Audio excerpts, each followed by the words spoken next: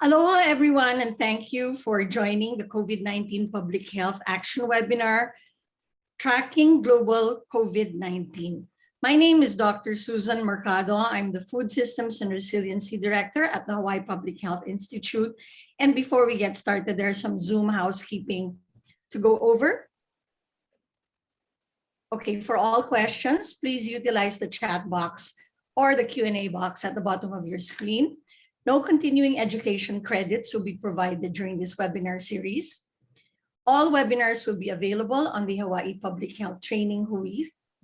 So the YouTube channel is on your screen. So without further ado, may I introduce our presenter for today. We're very fortunate to have Dr. Peter Singer, is Special Advisor to the Director General, Dr. Tedros Adhanom Ghebreyesus, and Assistant Director General of the World Health Organization. He supports the Director General to transform WHO into an organization sharply focused on impact at the country level.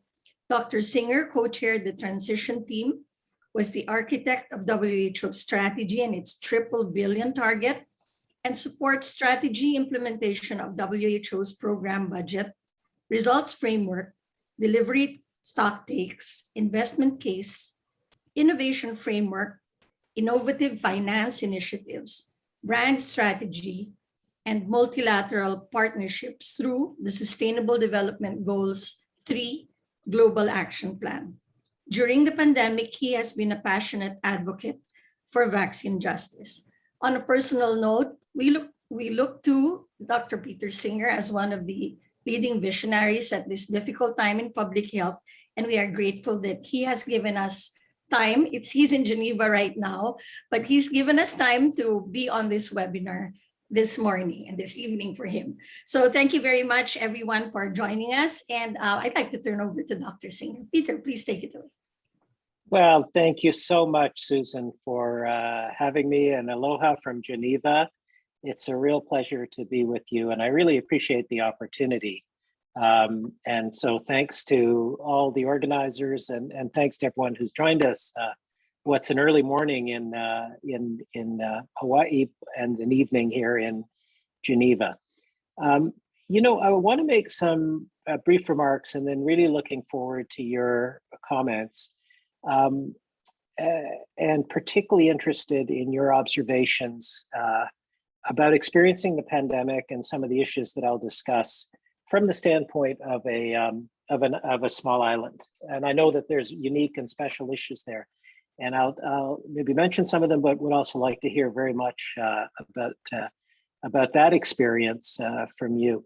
So, we are right now in the middle of maybe what is the worst global crisis in 100 years, definitely since the Second War. Almost 5 million people have died, and we know that that's an underestimate because of counting. And some estimates are that the actual number could be 2 to 3 times as much. And of course, that's only direct COVID deaths. And maybe the indirect deaths from disruption of health services and even exacerbation of poverty and food security, et cetera, around the world makes that number much, much larger. So worst crisis in 100 years. The key lessons of the pandemic, the 3 key lessons are equity, equity, and equity. And this is, I think, really, this pandemic has really shone a spotlight onto some of the inequities in the world among countries and within countries. And I know that there's particular social and economic issues experienced by small island states during a pandemic, for example, in relationship to tourism, in relationship to the importation of food and so on. Today, I'd like to cover 3 issues, and you could think about this as cascading on the horizon. The most immediate issue is ending the pandemic. And I want to talk about a particular example of equity, and that's vaccine equity. But in doing so, I just really want to underscore that vaccines go hand in hand with the public health measures. The issues of ventilation, of being outside, the issues of masks, the issues of physical distancing, washing hands, staying home when you're sick, all those public health measures, I think the people on this webinar are very familiar with. So I'm going to focus on vaccines, but please don't think I think that vaccines are a magic bullet. But I do think that they are really a very necessary piece of at least preventing deaths and probably transmission related to the pandemic. And so that's the first issue I'm going to discuss. Secondly, I'm going to discuss future pandemic preparedness and where we stand with that, maybe a way to think about that. And then finally, recovery to the Sustainable Development Goals and how far behind we actually are now and how we might catch up. And then I'll close with some observations and most importantly, really look forward to your questions and comments. And maybe just before I launch into vaccine equity, the main point I want to make, especially for the young people who are listening, is that equity is in your hands and you can find a problem and solve it. And I'm very happy to continue to engage and to hear from all the folks on this webinar and anyone who's watching it subsequently on Twitter. I'm at Peter A. Singer. So let's talk first about vaccine equity. And I actually like to call it vaccine justice because it's not just about the outcomes that I'll describe in a moment. It's also about the underlying structural issues that lead to those outcomes. So I really think it's an issue in justice. And I want to talk about it in terms of describing it, asking and discussing a little bit why it's bad, vaccine inequity, vaccine injustice, and then talking about what we can do about it. So, about 6.5 billion vaccine doses have been distributed. About 75% of those have gone to high-income countries and upper middle-income countries. Looked at another way, vaccination rates, depending on what the denominator is, could be 60, 70% in countries like the United States. And I know that it varies from place to place. But in sub-Saharan Africa, it's 5%. 5% versus 60+%, which is a huge difference. And that is the inequity that is there. Last week, around the world, 46,140 people died, reported deaths. And,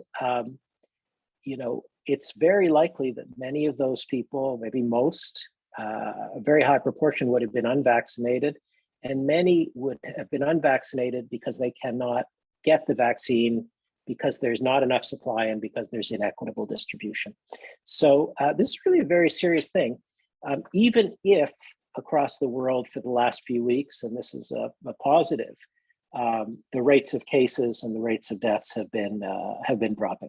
So that is a description of the vaccine inequity or the vaccine injustice that we face in the world. And also just to note that happens among countries, it also happens within countries.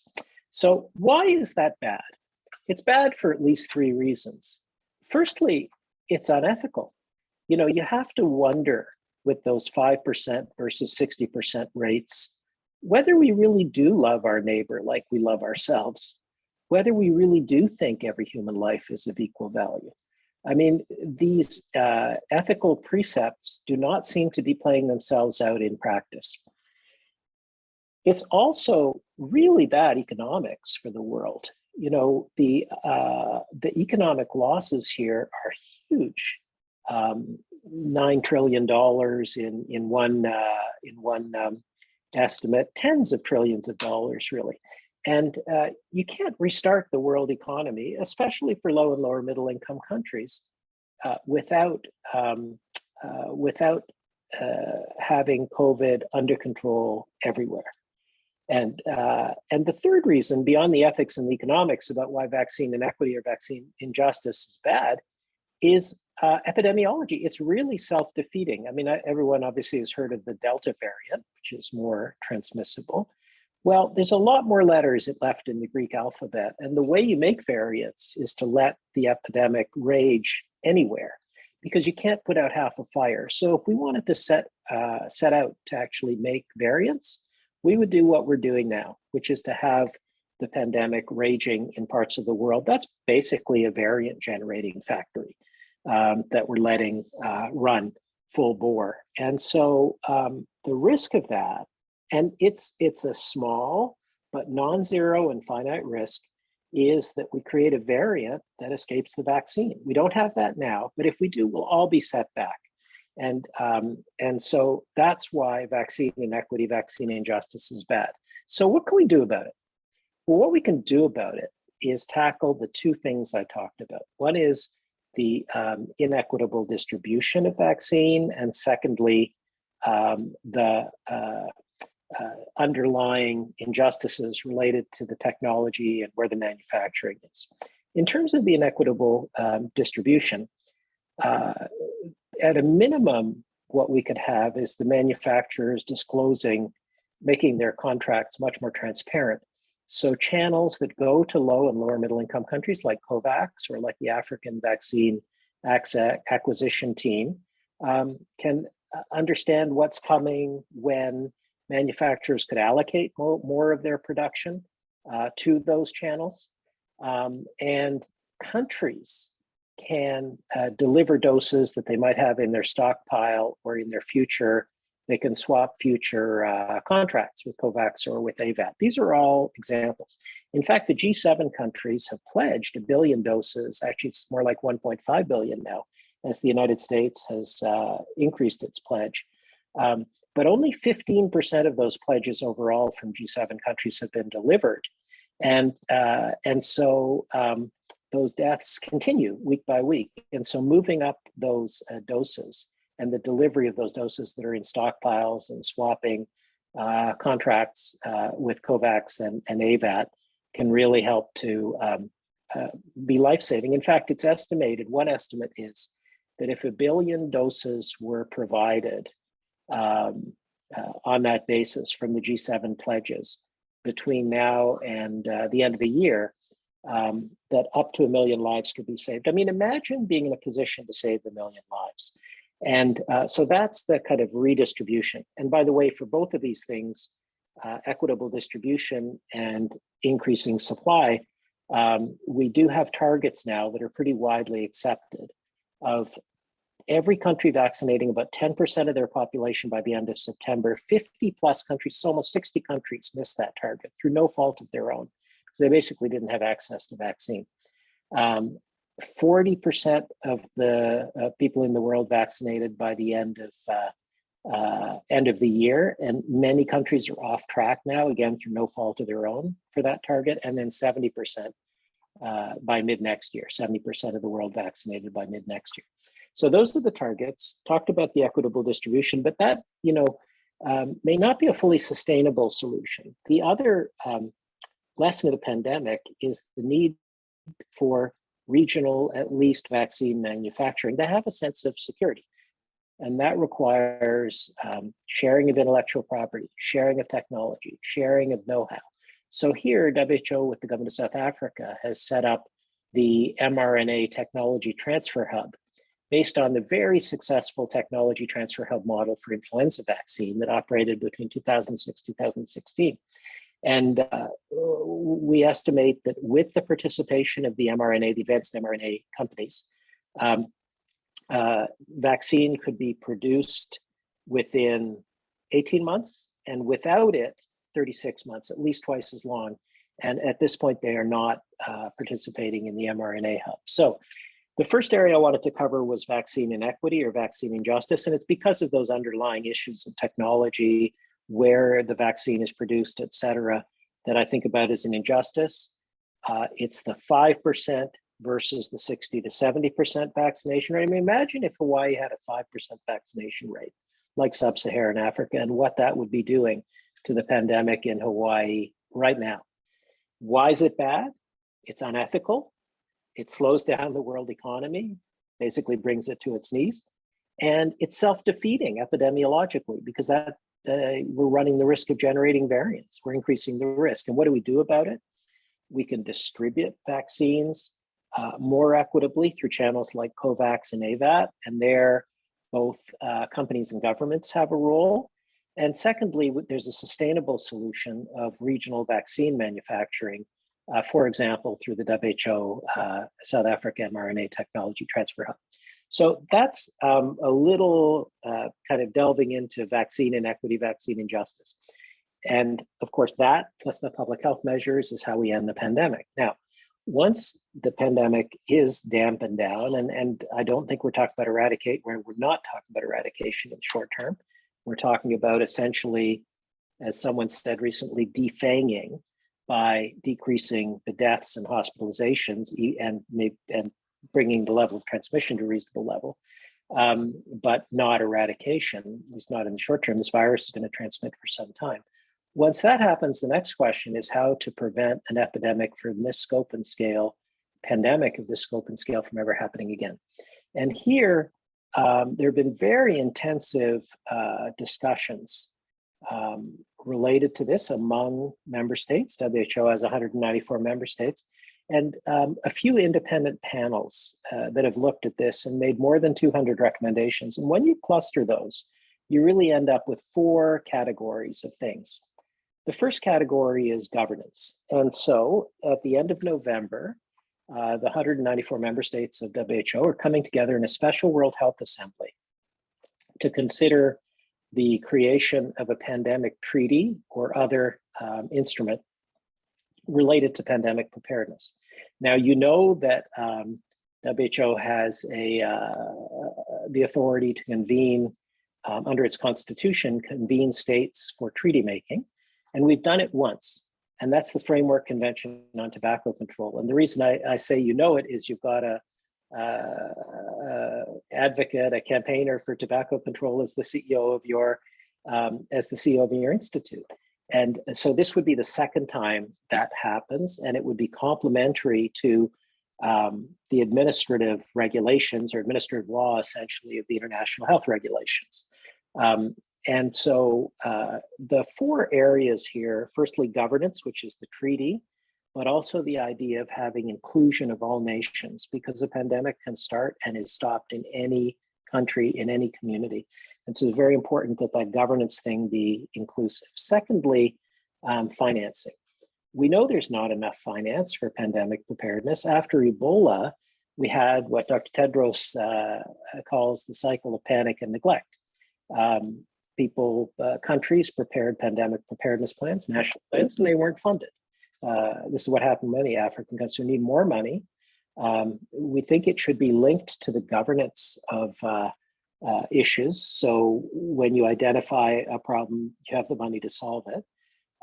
And obviously there needs to be a good balance between support of national systems of pandemic preparedness and the global distribution of commodities, like vaccines, but not only vaccines, drugs, diagnostics, medical devices like medical oxygen, and even genomic sequencing.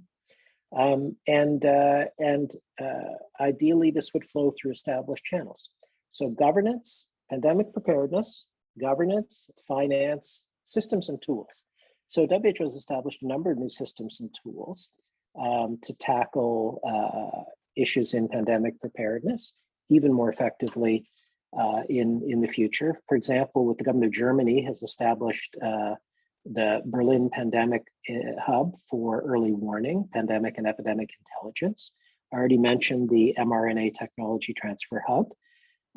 There's also something called Universal Health and Preparedness Review. Based on the Human Rights Commission model, this is mutual accountability among countries. They kind of review each other on pandemic preparedness metrics. And by the way, just as an aside, I think as you well know, our pre-existing metrics of pandemic preparedness do not correlate, like the Global Health Security Index, like the IHR core capacities. They do not correlate well with cumulative mortality in this pandemic. It's a much more dynamic phenomenon, much more associated with leadership than I think we realize. Those capacities are very important. They might be necessary, but they're not sufficient. So the systems and tools, including Universal Health Preparedness Review, and then finally, all these bodies have argued for a strengthened WHO at the heart of the multilateral system. And I think the pandemic has really shown the importance of multilateralism. And frankly, I think the importance of leadership in the multilateral system, and also obviously in countries.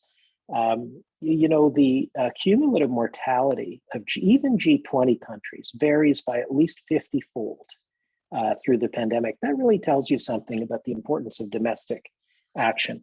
At the international or multilateral level, I feel very proud to be working with Dr. Tedros, who I think has been one of the real champions of the pandemic and of equity and of vaccine equity throughout the pandemic, and really a voice of moral clarity. And in a sense, looking at his leadership, looking at the leadership of others, you could argue that leadership is actually the most effective vaccine again in a pandemic, but also against the other global challenges we face of climate, of economic inequality, of racism. So that's the second issue I wanted to cover, future pandemic preparedness after vaccine equity. And there we talked about governance, we talked about finance, we talked about systems and tools, and we talked about strong WHO at the center of the multilateral system. Last issue I want to just briefly touch upon, and then we'll have lots of time for questions, and I'm leaving lots of time purposefully so we can have a good give and take, is recovery to the Sustainable Development Goals. And by the way, about pandemic preparedness and response, I also want to say there's obviously very unique features there in relationship to small islands. Some unique features related to travel, which is an issue in the international health regulations, and obviously some unique features related to the socioeconomic impacts. The third area then is recovery to the Sustainable Development Goals. And the way you would see this in practice or in real life in Hawaii, and you see this very clearly around the world, is, for example, all the people who've had their necessary surgeries canceled because of the pandemic, and the knock-on effects in the health system and the overwhelming of the health systems in some countries and in some parts of the world due to the pandemic. And what we know is there's been severe disruptions in health systems. We know if you just take one lens, which is the Sustainable Development Goal for universal health coverage, all the countries in the world agreed to universal health coverage by 2030. The world's and universal health coverage, by the way, is access to health services plus financial protection. About half the people in the world in 2015, the beginning of the Sustainable Development Goals, let's say, had access to universal health coverage with financial protection. And so in each 5-year period, you would need about 1 billion more people. If you assume there's, say, 7 billion people in the world, half of that is 3.5 billion. You have another 3.5 billion to go, divide by 3, about 1 billion. So in each 5-year period, you need about 1 billion more people to have access to universal health coverage if you want to reach that ultimate target. And so our strategic plan at WHO is framed around 3 billion, universal health coverage, healthier populations, which is the determinants issues, and health emergencies. And on the universal health coverage billion, that's where the billion came from. So we estimated that between 2017 and 2023, you need 1 billion more people gaining access to universal health coverage to stay on track for the Sustainable Development Goal of everybody having universal health coverage by 2030. Well, it turns out that WHO projects that between 2017 and 2023, at the moment, the shortfall in that billion, not the achievement, the shortfall, is about 730 million people. And that's before the effect of COVID. And if you take into account the modeling, in the modeling, the effect of COVID, that rises above 800 million people. So we're way off track for universal health coverage. And then when you look at individual SDGs, there's about 50 health-related Sustainable Development Goal indicators, about 2/3 within SDG 3, 1/3 outside. But take one like tuberculosis. The SDG indicator is actually tuberculosis incidence. But in terms of tuberculosis deaths, there was a report released this week by WHO and partners that showed that in 2020, 1.5 million people died of tuberculosis, the highest number in a decade. And that's because of disruption of services for tuberculosis. Fewer people were getting diagnosed, fewer people getting treated, fewer people having preventive treatment, and so on. And so you see a rise in tuberculosis and in other, I'm just picking out that one condition as an example to complement the overarching point on universal health coverage. So we're way behind in terms of the Sustainable Development Goals. How do we catch up? Well, part of it has to be a recovery with resilience. And that's what we just talked about in terms of pandemic preparedness. The key platform and the key element here is probably a redoubling and a renewed focus on primary healthcare.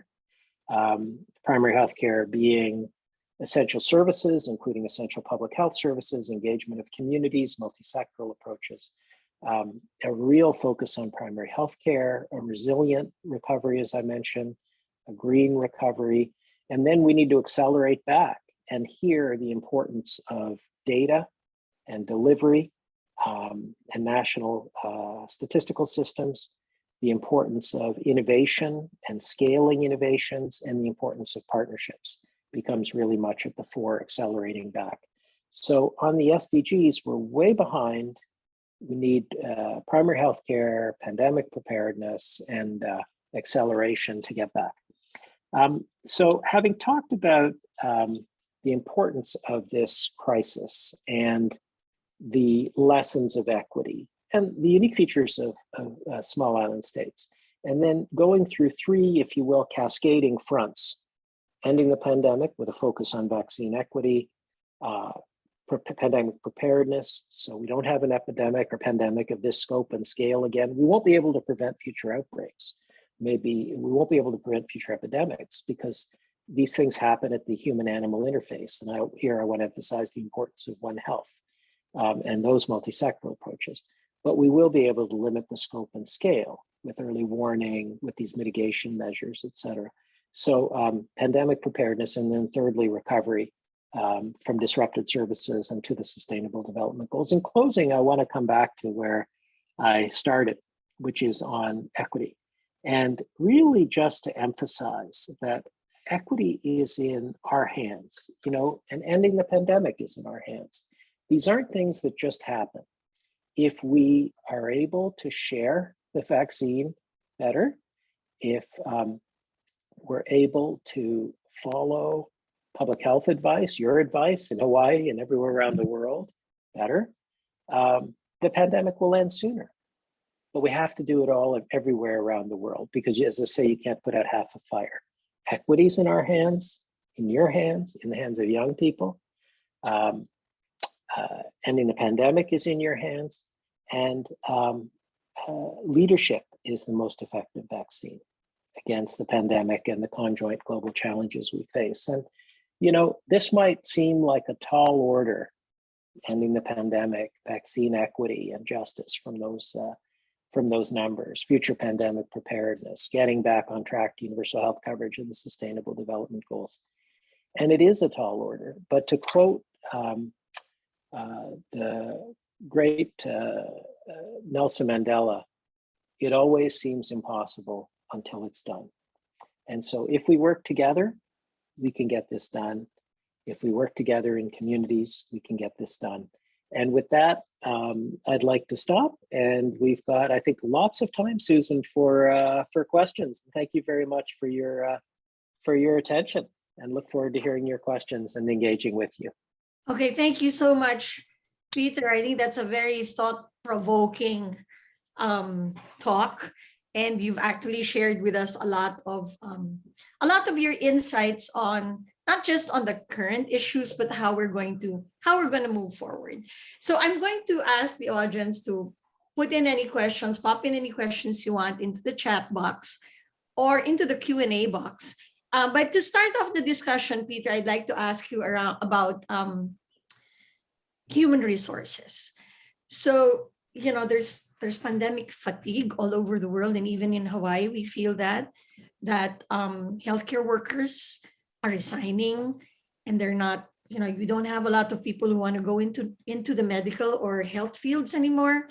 And so it's like there's one thing to have vaccines, another thing to get enough people to deliver them.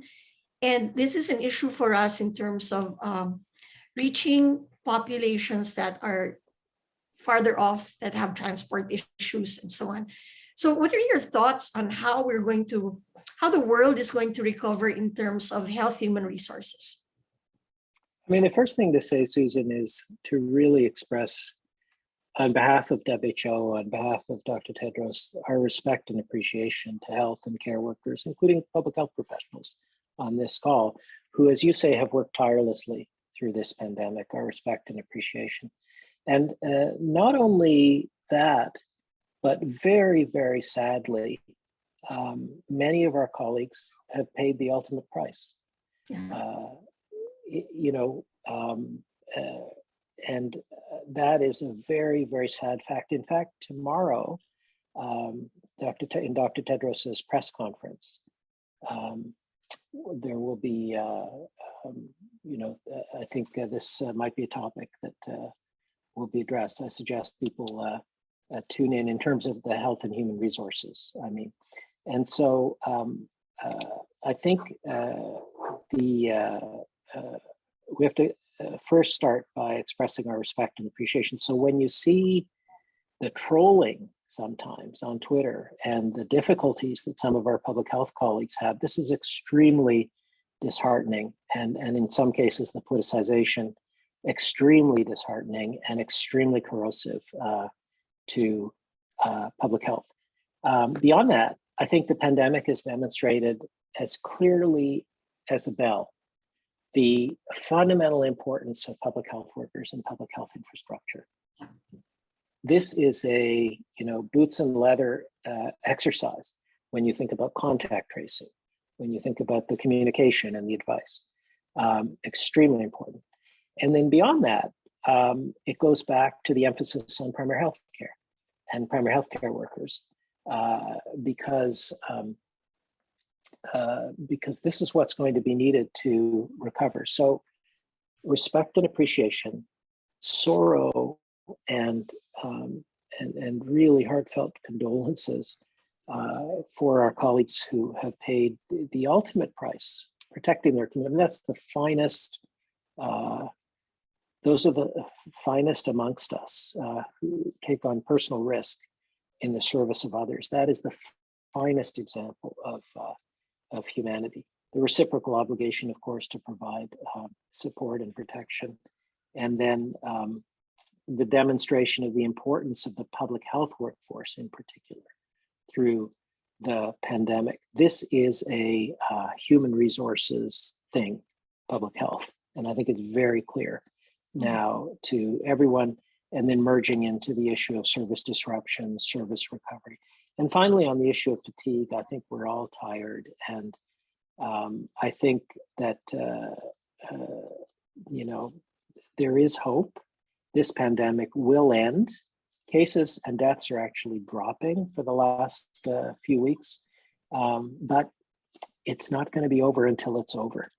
And it's not going to be over until this terrible injustice, this terrible vaccine inequity is resolved. That's job one. It may not be the last thing we have to do, but it's definitely the first thing we have to do.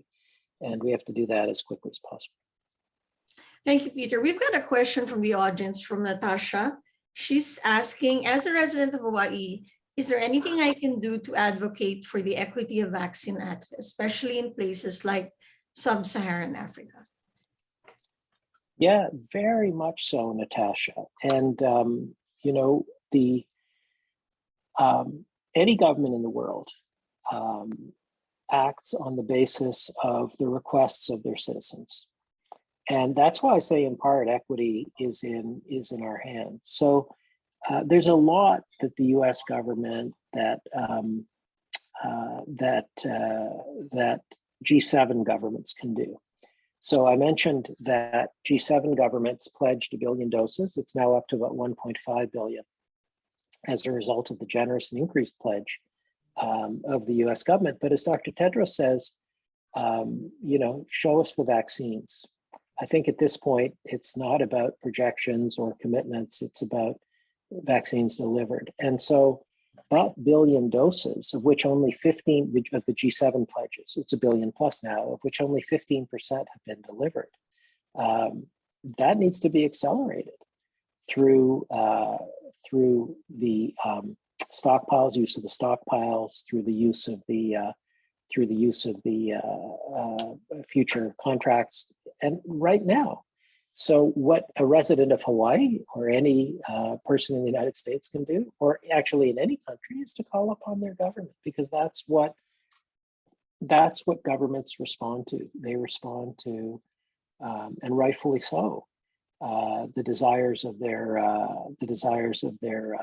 citizens. You know, just to tell a little story, and I'm not suggesting to do this, but there is an element of authenticity here where you really have to look inside yourself.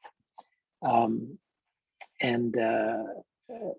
was offered a vaccine early in 2021. And by the way, vaccines are a triumph of science and a failure of humanity. I was offered a vaccine early in 2021. I have some comorbidities here in Geneva, and I thought long and hard about it. This was at a time when there were virtually no health workers in Africa, those at high risk, caring for patients who were vaccinated, so all unvaccinated.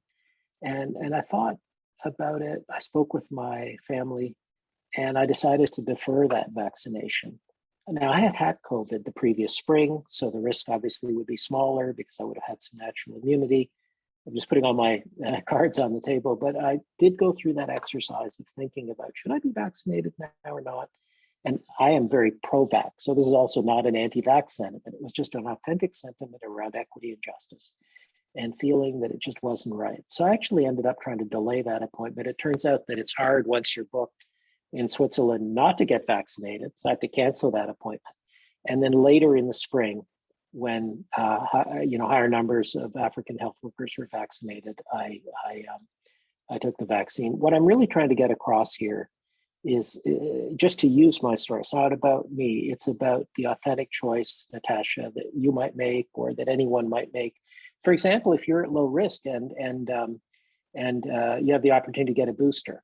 And I'm not now talking about, people who are immunocompromised, for example, where we would see the third dose as part of the primary vaccination regime.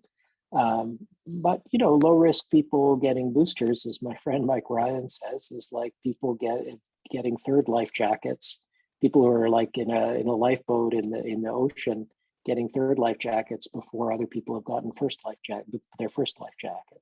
And so, you go through this authentic process of reasoning. For example, if you have an opportunity, if you're at low risk and you have an opportunity to have a booster, it's a very authentic thing. And that's another thing you could do. You can think about how this works in your own life, in addition to calling upon governments in relation to vaccine equity. And there's a lot governments can do, all G7 governments, and also the US government, because some of these pharmaceutical companies are headquartered in the United States. And it's the interplay between those companies and the government or governments that is really key to getting the vaccines distributed more equitably and supplied around the world through sharing of technology. Thank you, Peter. We've got a question here from Judy. So, Dr. Singer, what is WHO doing to increase production of vaccines? Also talk about which type of vaccine can be produced most easily. This is from Judy. Thank you, Judy. So obviously, WHO doesn't produce vaccines, but it does a lot of things related to them. Just the leadership on vaccine equity is important. I mentioned the technology transfer hub. But what I want to emphasize here is the emergency use listing. To have a single global norm and standard that covers every vaccine and manufacturing facility, no matter where it comes from in the world, with standards of safety and efficacy on the same standard of safety and efficacy in terms of the emergency use listing. And then, of course, through the Strategic Advisory Group on Immunization to have recommendations around the use of those vaccines. That's a very important global standard. And it's part of the answer to the question of which vaccine. So, a number of vaccines have had WHO emergency use listing. I think 6 of them, if I'm not mistaken. And those have all passed a certain standard of safety and efficacy. It also shows the utility of that kind of normative function, if you will, of WHO. And that regulatory step, you know, like in a national setting, for example, the FDA, is actually a very important part of the vaccination chain. And then the clinical advice in terms of, you know, who should be vaccinated, where the evidence is, timing, and things like that. So WHO provides that kind of guidance, that kind of normative support, technically, and that's very helpful to getting the world vaccinated. And in terms of increasing the production of vaccine, I think, which was also part of your question, I think it's about how much is produced, where, you know, obviously the companies are trying to produce as much as possible, those with emergency use listings. But it's also about where the vaccine is produced. And I think this is in part one way to deal with the inequity, especially in future pandemics. I wrote a piece about 6 months ago that said that variants, which were just starting to really become clear to people at the time, actually increase the case for domestic manufacturing around the world. And ideally, you'd like to see every region of the world producing vaccines, because that's a way to achieve security. Because there's not only a shortage of vaccines, there's also a shortage of trust. Trust that if there's a new variant and you need a new vaccine, or the next epidemic, that you'll actually have access to the vaccine. Well, the way to have that trust is to have the ability to manufacture. And the way to have the ability to manufacture is to transfer the technology, share the intellectual property, and the recipe. And that's what the WHO mRNA Technology Transfer Hub is about. And so that's also how WHO is increasing the supply of vaccines. So it's about the supply, and it's about the equitable distribution. And it's about where the manufacturing is, which is a sub-element of supply. So Judy, that's how I would respond to that question about what WHO does. The leadership, the regulatory function, quasi-regulatory function, the emergency use listing, the guidance, the clinical guidance, the technology transfer aspects, and many, many other pieces.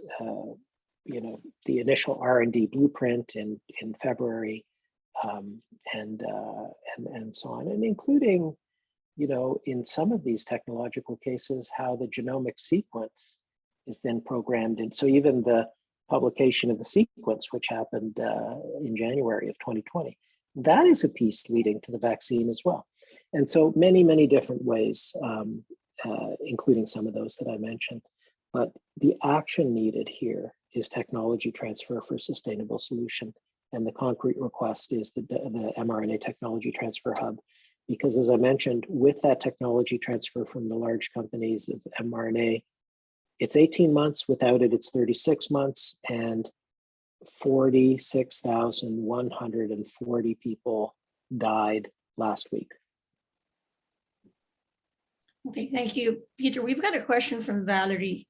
I have read that even if the doses are delivered, there is a huge issue in getting vaccines in arms, just like it was in the US, but more so without infrastructure. I guess this is referring to countries without infrastructure. Yeah, it's actually, Valerie, almost the opposite. You know that old saying, I think it was James Carville, it's the economy, stupid. It's the supply. It really is the supply. What is short in the world is supply. There is a vaccine hunger, a vaccine famine throughout the world. You know, COVAX, for example, which has delivered more than 300 million vaccine doses, can only deliver the vaccines it has.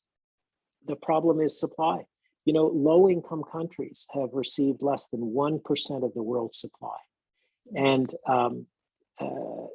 some of these issues, you know, points around delivery, around vaccine hesitancy, and I don't deny the importance of delivery, and I don't deny the so-called vaccine hesitancy, which we can delve into in a moment, because that's often an issue of trust in communities and community leadership. So we can unpack that if you want.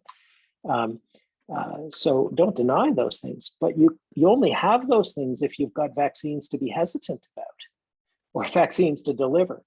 If there's no vaccines, if you've got this stream that is just this little trickle, then it's not gonna, the water, you don't have to worry about the water running over the banks. So in a sense, thinking about hesitancy, worrying about delivery, and especially using it as almost a type of excuse is like worrying about the river overflowing the banks when you've only got a little trickle. The problem is supply.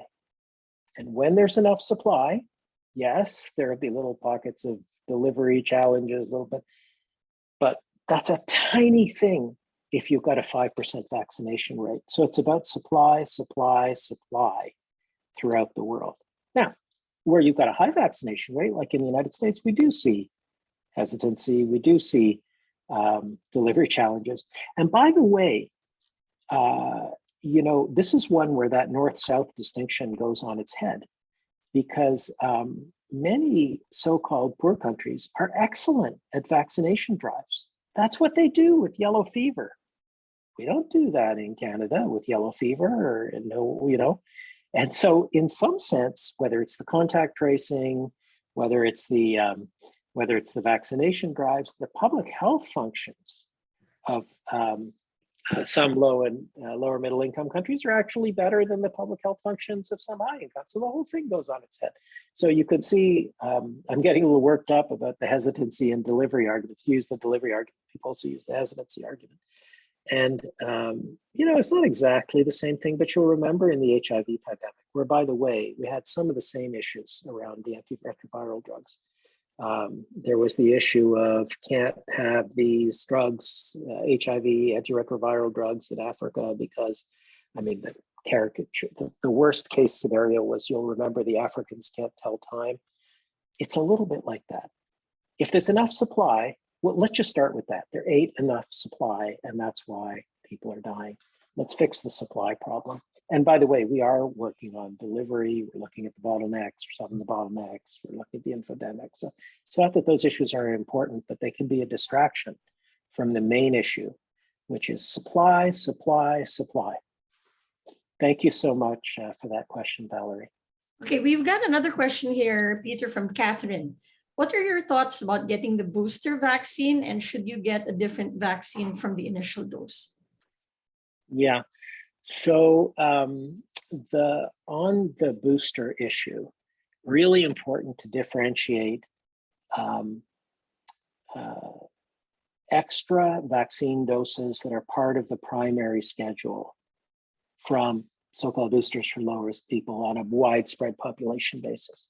So if you're immunosuppressed, that's not a booster. You need the primary vaccination schedule to be vaccinated. If you're, so that's the first point. The second point, in terms of the so-called mix and match, different, this is emerging knowledge. There are some WHO guidelines on this. They're mostly permissive guidelines on mix and match. So they are related, and I don't want to get into which vaccines. That's a very technical thing, and might get it wrong. But there are some guidelines on mix and match. If the first one was a particular vaccine, maybe a type of viral vector vaccine, could be followed by an mRNA. There's some stuff that has come out in terms of WHO guidance on extra doses related to some of the emergency use listing vaccines. So that guidance is starting to emerge. That evidence is starting to emerge. You see it at the FDA level. I followed, for example, some of the issues around the Johnson & Johnson vaccine, which was originally thought of as a one-dose vaccine. I heard Tony Fauci say we should think about it originally as a 2-dose vaccine. I mean, so these issues are really starting. I'm sure you're very well aware of them. On boosters, Dr. Tedros and WHO actually called for moratorium on boosters through the end of this year. And that's one where, the science is not compelling as a broad public issue. Probably will be more compelling as time passes. And it certainly is compelling for certain subsets of people who are immunocompromised. But the real issue here is an ethical one. That's where you say, if you allocate the doses differently and you distribute them equitably, where they'll do the most good, you can save 1 million lives by allocating that billion doses to people in low and middle income countries, many of whom are at higher risk. So that's an issue in equitable allocation and saving lives. And that is really a key issue in the booster argument. Thank you, Peter. I have a question for you as a way of kind of wrapping up what your vision is, right? So, Peter, if we play this tape to the end and it's December 2022, if your vision was going to be reality, what would it look like? First thing is we would have reached the vaccination target of 70% by mid-2022, 70% of the world, and the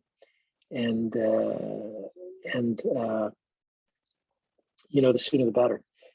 I don't think people in the United States would be happy effectively waiting almost another year for 70%. I mean, imagine that. Imagine waiting almost another year to get to the vaccination rates you have now in Hawaii. That's what that is the target because of the constraints in supply. So that's the first thing. So resolving this issue of vaccine equity and vaccinating the world, to me, is number one. Number two is dealing with some of the structural inequalities underlying that and making sure that every region in the world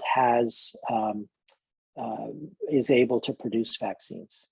And I know there was a question I actually didn't answer about differences between vaccines. Our position is if you've got an emergency use listing for WHO, it's met a certain standard of safety and efficacy.